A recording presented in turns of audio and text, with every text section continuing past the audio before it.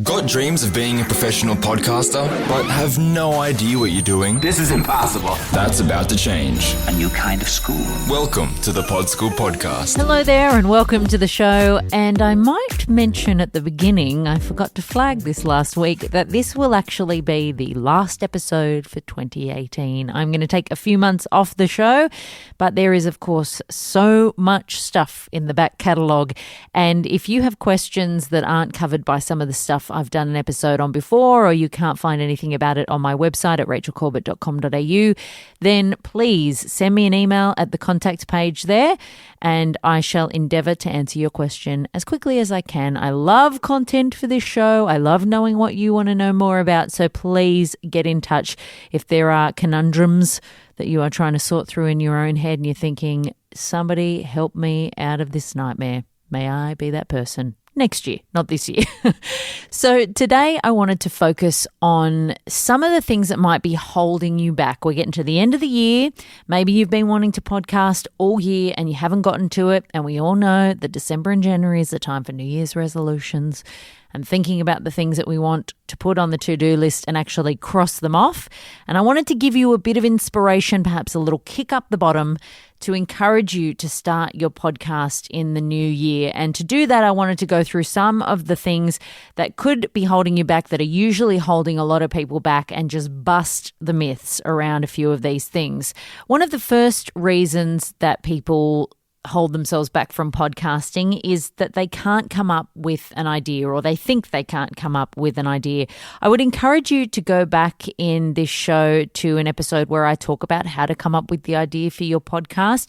I take you through some practical things that you can do to think about some of the topics that you're interested in, or some of the things that you know a lot about, and try and hone that down into a show idea. That exercise is really helpful, but so is patience. I have had a number of ideas for shows that sometimes it's been a couple of years between the idea and the execution of that idea. Sometimes that is because life gets in the way, but more often than not, it's because it takes a little while for some ideas to percolate. I've had plenty of ideas that have been left in notepads, never to be seen again. But the real ones, the really good ones, stick around and they stay with you. And in that episode about coming up with your podcast idea, I talk about the importance of marinating on things, of sharing your idea with others to get a sense of whether you're proud of it and other people are excited about it, and to really feel whether this is an idea that has legs that you could do for a long time. Be patient, be kind to yourself, as long as you are not just sitting back with your feet up on the couch watching telly going, I'll get to it someday. If you are trying to put the wheels in motion, you're obviously listening to this show, you're doing your research and you're trying to find that idea, it will eventually come. You just need to do the work, but also be kind and realize that these things do take time. So check that episode out and get some help if you need it coming up with your podcast idea. Another thing that can hold people back is this idea that no one will want to listen to the show. My advice in this regard is that that should not be the point of you doing a show. Every show that I've made because I can't not make it, because I think this would be a really good resource, or it's a really good idea, or I'm just fascinated by it and interested in it and I just want to be a part of the content and make it. Really, the listeners, while I have them in mind when I'm making the show, because I'm definitely trying to make content that appeals to them and is the right length for them, and I do think about the audience absolutely when I'm developing the show, one listen would be enough to justify the idea, because ultimately it's a passion that you want to put down on tape. You have to, as I said, think about the audience when you're putting the show together, and I've got plenty of resources on this show and also on my website about thinking about your audience when you're thinking about how long your show should be and what content you should put in it. There's an episode around designing your ideal listener that I encourage you to check out that can help you think about that. But really, just doing it should be the main goal, because you can't not do it. If you are designing a show that is thoughtful and you've thought a lot about the content and you're really putting your best foot forward and you love it, you will eventually find an audience. It might take some time. It is, of course, a long-term process, but honestly, an audience will find a show that is great content, good to listen to, high-quality audio, and where it sounds like the host really loves what they're doing. So don't let that hold you back from your idea. Don't let the fear of having not enough listeners stop you from making something that you're really passionate about. If you've got one listener and it's your mum, then that is great. That's, you've got somebody there that's listening to the content. And eventually, if you have the patience and you really put the time and effort in, they will come. Not having enough time is another excuse that I hear a lot from people when they say they can't start a podcast. I agree. Believe me, I know podcasts take a hell of a lot of time. But we all know that if we really want to do something, we will find the time. You can say, I'm so busy, I can't possibly do anything. And then if a hot bird or a hot dude asks you out on a date, all of a sudden, bang, you've got 3 hours free whenever you want it. So you know that when you want to do something, you can make the time. On the flip side of that, sometimes we just are too busy and you have to give yourself a break and leave yourself the space to wait until you do have time to concentrate on it, because it will take a heck of a lot of time. It will take a lot of dedication, and to do it right, you've got to have the time to invest in the project. So you must make sure that you have enough time. But if you really want to do it, just make time. Podcasting, I'm sitting here on a weekend chatting into a microphone. I'll often be doing it at 11 or 12 o'clock at night if I need to, if I've had a full-on day at work. You just need to do it in the time that you have available. And if you really want to do it, the reward at the other end, when you see your show out there, when you've got listeners, when you're getting feedback, you won't care at all if you had to stay up an extra hour or if you had to do it on the weekend, because you will really be happy that you created that content. So don't let time be something that holds you back. If you are super busy and you've got a lot on, set yourself a goal for 6 months in the future and really plan to try and get your calendar into some kind of arrangement that means that you can fit it in. Or sit down and look at yourself in the mirror and say, am I doing it because I don't have time, or am I just scared? Am I not ready to jump in the deep end? Because if it's that, just jump. Don't let that be the thing that is holding you back. You do have the time. You just have to make it. Having a radio voice seems to be something that a lot of people think that they need to have to do a show, and sometimes they think, I don't sound great when I'm recorded, but nobody sounds great when they're recorded to themselves. They sound great to other people, but you sound different when you listen to yourself back talking into a microphone than you actually hear yourself, because you're hearing yourself through your skull and your ears aren't right in front of your face. So I have another episode on this show about this very idea of having a radio voice, so I won't go into a huge amount of detail. You can check that out there. But the crux of that thing I say in that episode is that you have to be you. People fall in love with you. Podcast fans fall in love with the host because they sound like them. The best thing you can do is be genuinely you. Talk to your audience exactly like you would talk to a friend. Nobody wants to hear the voiceover person doing a show. If I was talking like this all the time, it would be incredibly irritating. So you don't need to have a traditional radio voice. If you listen to podcasts, there are 1,000,001 different types of voices.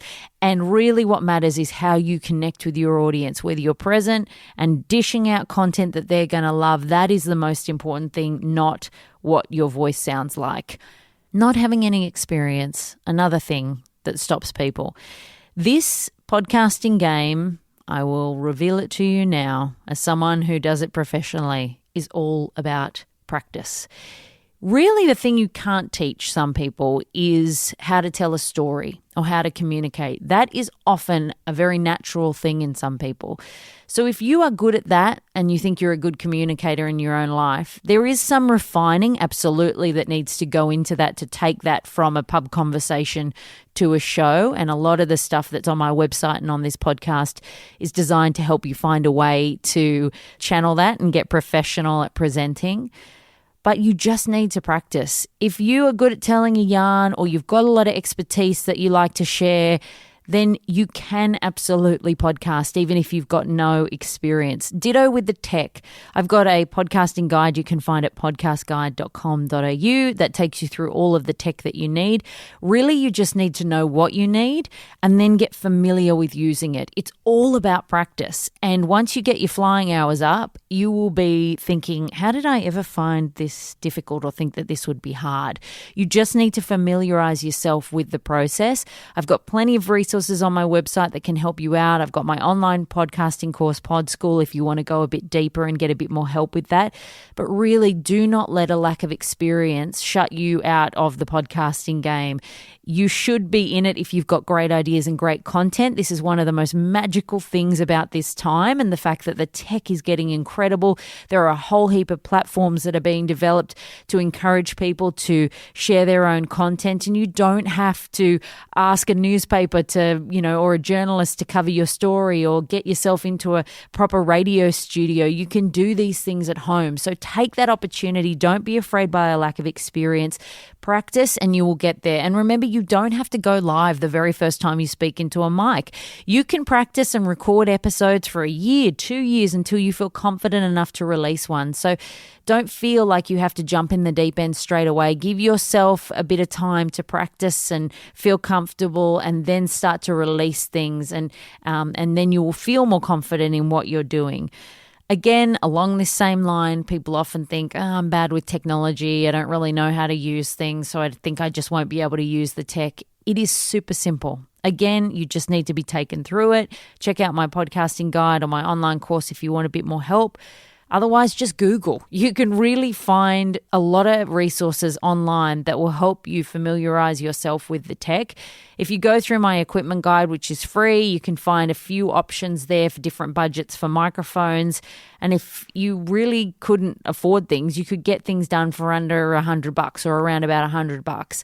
It's really not super expensive. And again, it's just familiarizing yourself. And once you know what the process is and the steps that are involved, then it becomes like, rote. You get really used to what you need to do. So don't be afraid of not being able to use technology. I can barely turn a VCR on, but I can do all of this bizzo. So you don't need to be naturally inclined that way. It's again just a matter of practice. And as I said there about the costing money, this is another reason a lot of people stay out of it, because they think that they can't afford it. There are so many products on the market now. It's incredible, the boom in podcasting and equipment and platforms, that you don't really have to pay for anything except maybe a microphone. If you've already got a computer, then you could probably get away with podcasting for about $100, and that would be the cost of a decent microphone. Then you can add on costs, like if you want to use a program like Adobe Audition to edit, then you might have to pay about $30 a month for that. But there are plenty of free programs. You can use Audacity, and people edit their podcast on that, and they seem to find that that works fine for them. You can find free hosting platforms like Anchor, or you can pay $5 a month or $20 a month or whatever it costs to have a podcasting platform as well. So you can actually get this rolling for a small amount of money. And if you just want to try it because you're not sure whether or not you should commit to it, then I encourage you to try some of the free resources that are out there, and even just record on your phone while you're getting used to it. Please don't publish that. It's not high quality enough. I'm not endorsing that. But if you just want to practice presenting and coming up with content and working out if you can structure a show and do things like that, then just record into your phone and edit the audio in Audacity for free. And you can just use the headphones that come with your phone to listen to things. You don't have to spend a huge amount of money when you're starting out. Just try and see if it's something that you think you might want to do, and then start to think about, okay, well, I definitely need a new microphone, because a good microphone is probably the one piece of technology that you should spend money on, but you don't have to spend a huge amount. The mic I'm talking into right now cost me $80 Australian, and this is what I do for work. And I would record on this. This is the kit that I take out if I'm recording shows on the road for Mamamia, the podcast network that I'm the head of. You can really do it at a cheap price. So don't feel like you have to spend thousands of dollars, and don't get swept up in the hype of, I need a $500 microphone because somebody told me I did. The difference between a $500 microphone and an $80 microphone is not worth the money when you are starting out. So really start out small and build yourself from there. I hope that those things have reassured you that podcasting is not as scary as some people think, and it is certainly a place where you are more than welcome and you should jump into. If you've got great ideas that you want to share, don't let any of those things be holding you back. And if you want to start a podcast, this is the perfect time. Bloody New Year's resolution is the way to do it.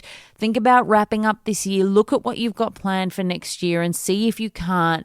Set yourself a goal, set yourself a deadline, set yourself a month and a date that you want to get this rolling, and then work on it. If you've got some time off over Christmas, use that to your advantage. Take that time to try and plan out episodes. Go back to that episode where I talk about coming up with your podcast idea and see if you can come up with one if you haven't already. Go through the free resources that I've got on this podcast and my website to try and help you develop the concept and get comfortable and confident with how you get your idea into people's ears. I hope you have a wonderful Christmas and New Year's. Thank you so much for joining me on this show each and every week. I have loved doing it. I love being here in your ears. I will certainly be back in the new year, so please head to podschoolpodcast.com to check out all of the show notes for the episodes and more information.